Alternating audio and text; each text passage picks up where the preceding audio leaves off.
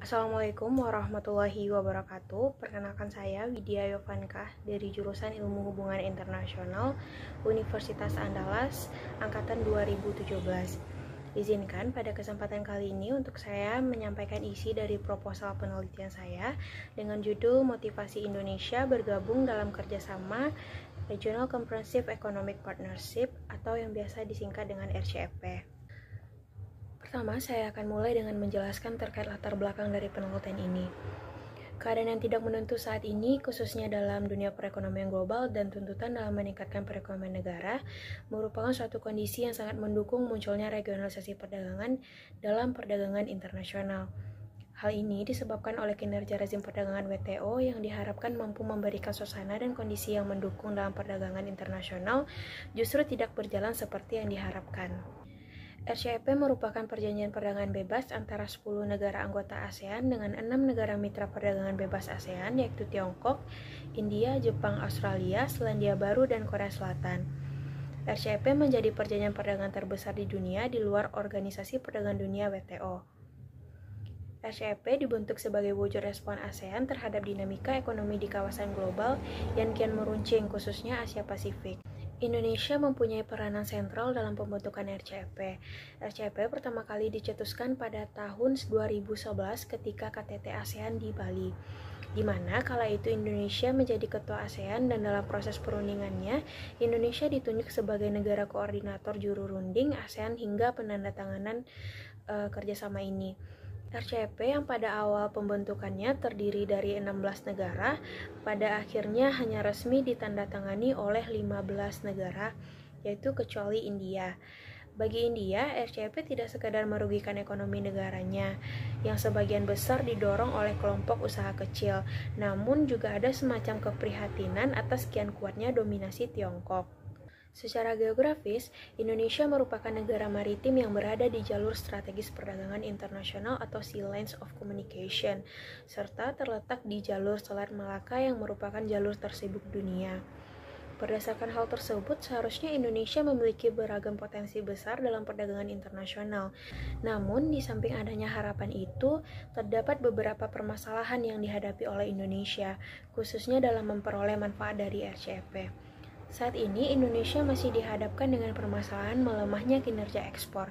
Dari data yang ada, ekspor Indonesia memang masih tertinggal. Ketertinggalan ekspor Indonesia ini merupakan dampak dari rendahnya nilai ekspor manufaktur Indonesia jika dibandingkan dengan Malaysia dan Vietnam.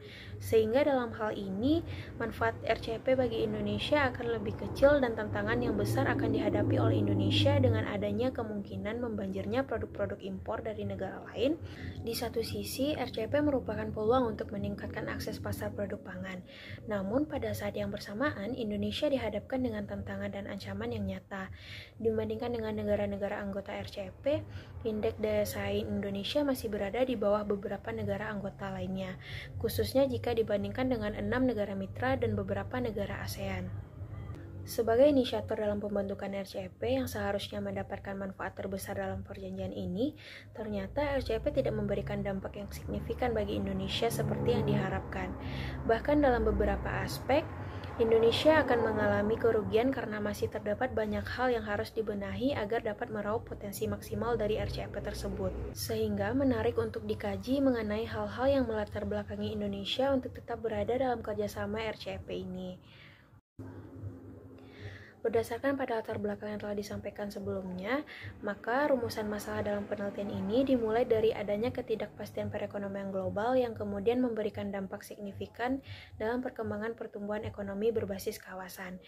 Adapun strategi yang dilakukan untuk menanggulangi keterpurukan perekonomian global tersebut adalah dengan bergabung dalam sebuah rezim perdagangan yang diharapkan mampu untuk mendukung perdagangan internasional. Begitupun dengan Indonesia yang resmi menandatangani kerjasama perdagangan regional RCEP pada tahun 2020. Dalam pembentukannya, Indonesia memiliki peranan penting. Indonesia merupakan negara yang menggagas kerjasama RCEP serta menjadi pemimpin dalam proses perundingannya. Berdasarkan kondisi ini, Indonesia seharusnya mampu memaksimalkan keuntungan dari kerjasama tersebut. Namun, di sisi lain, bergabungnya Indonesia dalam RCEP justru akan menimbulkan tantangan serta ancaman bagi Indonesia. Saat ini, Indonesia masih bergantung pada ekspor produk komoditas sumber daya alam dan jumlah komoditas yang diimpor jauh melampaui komoditas yang diekspor, khususnya ke negara-negara mitra. Selain itu, daya saing Indonesia yang masih lemah dibandingkan dengan negara anggota lainnya yang berpengaruh besar dalam perdagangan global juga akan mempengaruhi kecilnya keuntungan yang diperoleh Indonesia dalam kerjasama RCEP ini. Adapun dengan adanya polemik tersebut, penelitian ini akan berupaya untuk menganalisis alasan Indonesia bergabung dalam kerjasama RCEP.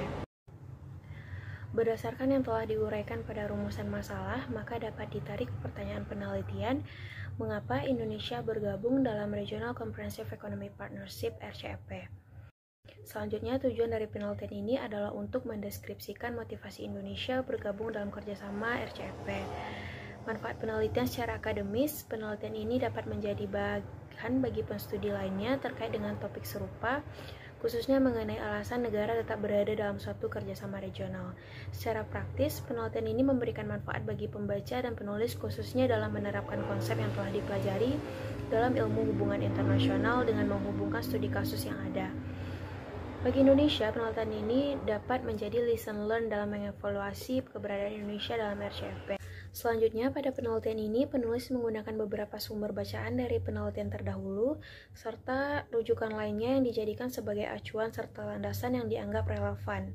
Pertama, tulisan dari Dedi Parna dengan judul Kepentingan Indonesia dalam Menggagas Perundingan RCEP. Artikel ini mengkaji alasan Indonesia menggagas perundingan RCEP pada tahun 2011.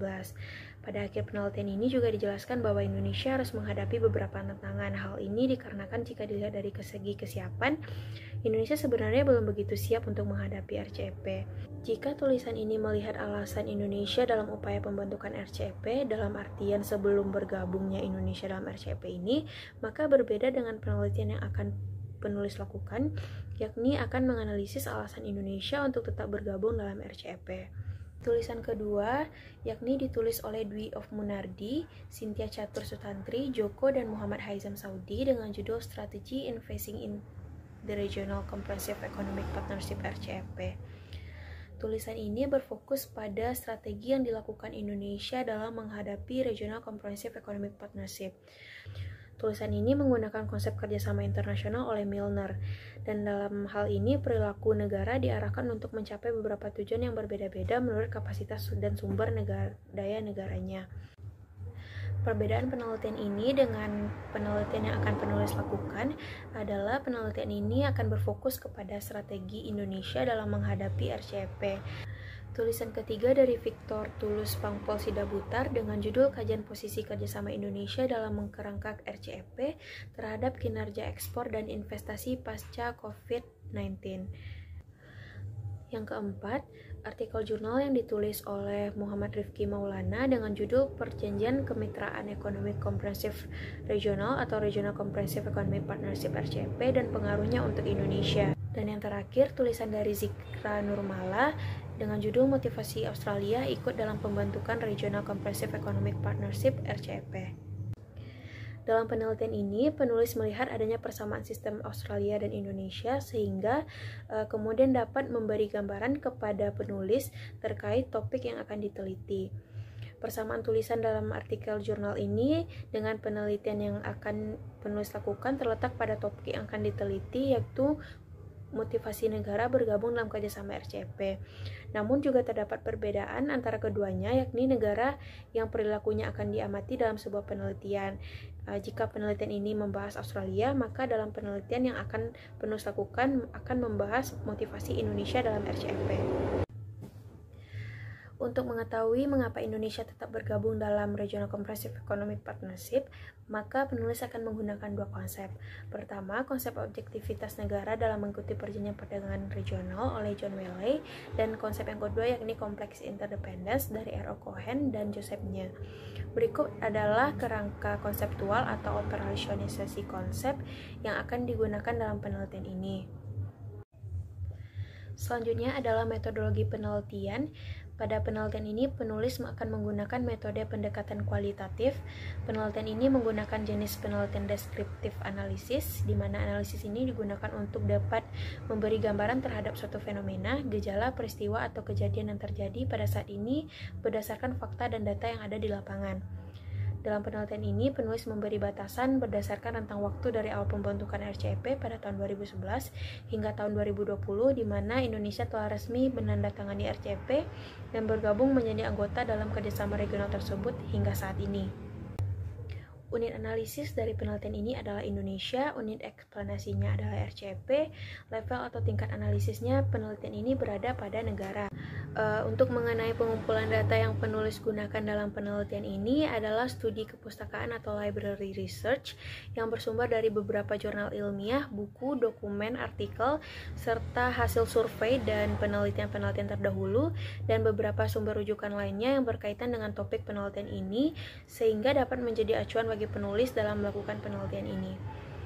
Untuk teknik analisis data, pada tahapan awal yang akan penulis lakukan adalah mengumpulkan data-data serta sumber yang dianggap relevan dengan menggunakan strategi analisis data sekunder. Kemudian, data-data yang telah dikumpulkan tersebut akan dipilah dengan seksama sesuai dengan sumber-sumber yang berkaitan sehingga dapat membantu peneliti dalam mendeskripsikan masalah yang sedang diteliti. Proses selanjutnya adalah respon berupa strategi aksi atau interaksi yang muncul dikarenakan oleh perubahan yang ada. Selanjutnya, data-data akan dikelompokkan sehingga dapat menggambarkan suatu pola penelitian. Pola-pola tersebut dianalisis sesuai dengan kerangka konsep dan teori yang digunakan untuk menarik kesimpulan, sehingga peneliti dapat menjelaskan secara mendetail seluruh hasil, aspek, dan fakta yang terkait dengan permasalahan yang sedang diteliti. Sistematika penulisan, bab 1 pendahuluan, bab 2 kerjasama regional comprehensive economic partnership RCEP, bab 3 keikutsertaan Indonesia dalam regional comprehensive economic partnership RCEP, dan bab 4 motivasi Indonesia bergabung dalam kerjasama regional comprehensive economic partnership RCEP, dan bab 5 yakni kesimpulan. Sekian presentasi dari proposal penelitian saya. Mohon maaf atas segala kekurangan dan terima kasih atas perhatiannya. Saya tutup dengan Assalamualaikum warahmatullahi wabarakatuh.